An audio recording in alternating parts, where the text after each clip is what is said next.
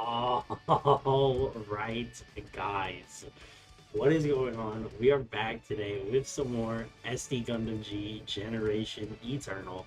And today I actually wanted to talk about a little bit of an update video, I guess, for lack of a better term.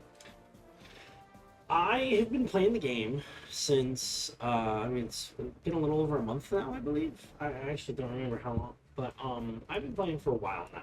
And I kind of wanted to talk about some do's and don'ts of the game, because if you look at my account, and especially, let's do this really quick. Oops. Combat power.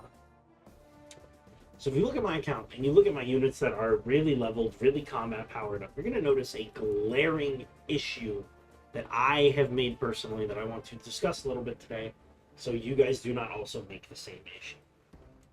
And that is actually the importance of durability characters. So when you are taking on a lot of this difficult content, you may also see it when you fight the difficult content enemies. The durability characters are super, super important to any given run. They allow, some of them will actually have abilities here. Like if we pull up Psycho Gundam here, I believe. Yes. So Psycho Gundam here has two very key abilities. Right here, increase defense by 10% right at the top. Beautiful. And then when the enemy attacks with beam ranged weapons, reduce damage taken by 40%. So we've got a lot of defensive capability coming out from there because it is this durability type character. Now what this also means, as we can see right here, is there's support defense. Now this is something I have been very much so lacking in my team building. And I've been trying to take on the harder Eternal Roads, and I really did not piece together that this was my issue. I'm not really building teams with a composition in mind. So as you guys play the game, and as we're doing a lot of the early stuff, this isn't really a concept you need to worry about, especially when you're just doing main stages. They will fly by very easy. You can go in with your 12 hardest damage dealers that you have on that account and just run it.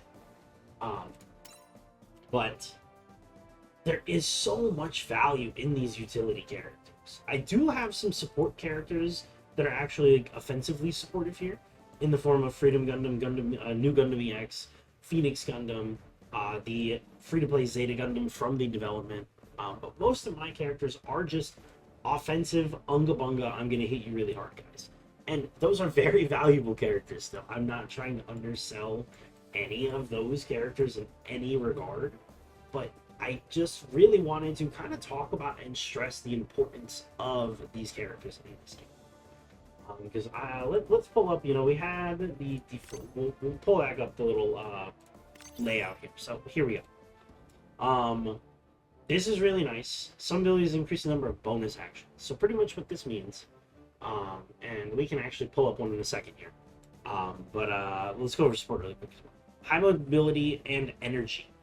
So this is what happens. They support attack and they counter support. So what happens, and what that means, and we've definitely seen it in some of the gameplay videos we've put up here. When you are attacking a character, if this character has not used their allotted amount of supports for that turn, they can assist and also deal an attack as long as the enemy is in their attack range as well.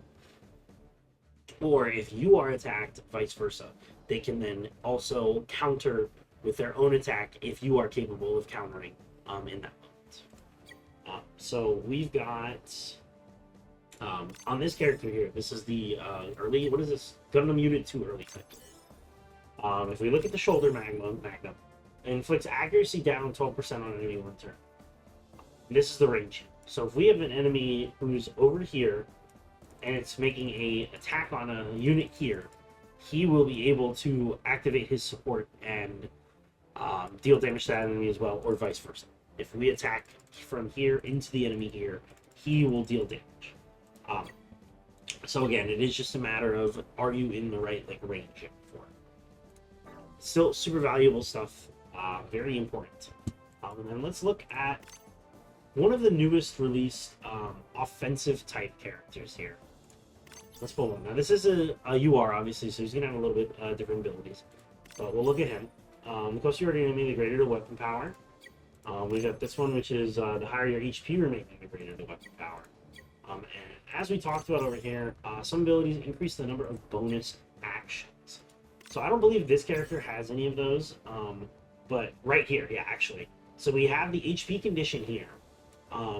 Increase own attack by 30%. You have an activated ability to increase the attack by 15%, and you get a mobility increase. These are all really, really valuable things. But when they mention bonus abilities, I believe they are referring to what you call it. Why am I still in the Gundam chat? So we need to go to character show. They are referring to these lovely characters right here. So as you can see, Char, he also has the attack type, or the damage type, whatever it is, attack. Okay. And we're given these things called chance steps here. And chance steps are a very important, very valuable resource on a character in this game. We'll jump over to Amate over here. So Amate actually has 2 chance steps. When you destroy an enemy with an attack, you can take another action during the same turn. So when they mention bonus abilities with matching types, I believe that is also what they mean. Like, you want to match attack type pilots with attack type units. And not only will you be having the passive stuff that the Gundam itself has, but you will like this, the EX character ability. This is perfect. When piloting units from the specified series with specified tags, increase the damage dealt to enemies by 15%, increase mobility. So basically, if you put Char in his mobile suit, he's going to be doing a lot better than if he was just in a random mobile suit. So I really just wanted to stress on that because with so many of my formations, and I don't actually have any saved in here, but so many of my formations, what I do is I will go into it, I will click OK, and I do this. Auto form. Okay, it has auto-populated all of my highest combat power characters into one formation. I don't need to worry about anything else. And I don't think that's the right way to be doing it. Yes, this does generate me the highest combat power team, but if we were to go into a formation like this, now you're going to see all of these stats are shooting way up because A, Char is just a higher level than my Boniger is over here. But also, now we're bringing a lot more value to the actual Zaku over here as well. So I think that this is going to be a very crucial type. And you can also see, because it just was going off of my highest combat power characters, I have 5 attack type characters, which I also don't think is the move. I think what we want to be looking for in our builds moving forward is utilizing characters like, Gundam EX. Gundam EX is actually very good because he does have some of these supportive pieces in his ultimate EX move where he actually lowers attack, which is very nice. He does have the support defense. Now, the only con to him as a defensive character is he does not have the defensive buff that is provided from his or that is provided within his own kit, like some of the other Gundams do. But if we put his own pilot on here, Amuro, and we look at Amuro, we're going to see the same thing we saw on Char here, his EX ability. Increases own defense when executing support, and he gets a buff for populating Earth Federation Space Force units. So, you really do, the importance of pairing these characters is so crucial in Amuro. While the Gundam doesn't have it, Amuro has the Force Guard skill. So, there's a lot of value in actually sitting down and thinking through a team build. So I definitely think, and I'm not sure if this is going to be like the ideal setup, but in my head right now, I'm thinking your team probably wants to have 2 primary damage dealers. They probably would want either, I think, 2 defensive support characters, depending on, this is just average. Depending on the content, I think you will want to load up a lot more on one or the other. And it is important to note in all of the content, you do bring 2 formations worth of characters for the most part. There is some that I believe you only bring the 1 formation. And is that Eternal Road? I can't remember now. I'm blanking on it. But there is some that you only bring the 1. So, but in most content, you do have 2 formations worth of characters. So I think finding a healthy balance in setups, so that way when units deploy, they do deploy in a formation that are actually capable of capitalizing on having these supportive units around them. I think it's only going to help your characters like the Chars and like the Crossbones shine even more. So, I really do think there's a lot of value here.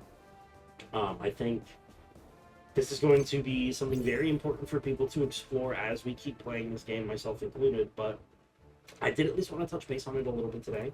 I'm currently in the process of trying to get some more of those defensive characters up, like I said. So fingers crossed we can get that done, get our team set up for that. And come tomorrow, if we're lucky, I will be able to get the protagonist Eternal Road or the UC series Eternal Road taken in. They're both 300,000 combat power clear rate recommendations.